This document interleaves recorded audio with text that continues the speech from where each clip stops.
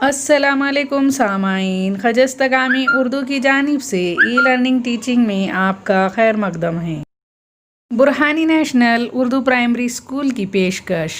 मज़मून उर्दू की सरगर्मियाँ। सरगर्मी नंबर 1, नज़्म मोटरसाइकिल।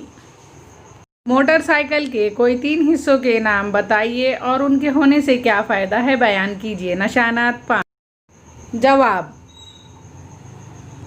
नंबर 1, पहिए।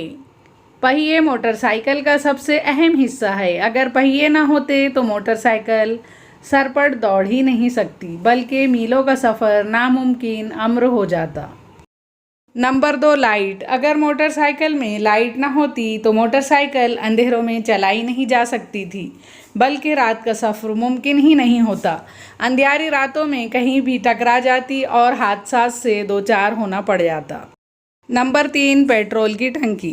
अगर पेट्रोल भरने की टंकी ना होती तो बिना पेट्रोल के मोटरसाइकिल चल ही ना पाती थी और मोटरसाइकिल सिर्फ साइकिल बनकर रह जाती थी।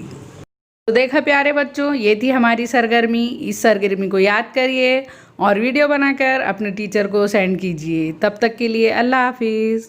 देखने के लिए शुक्रिया।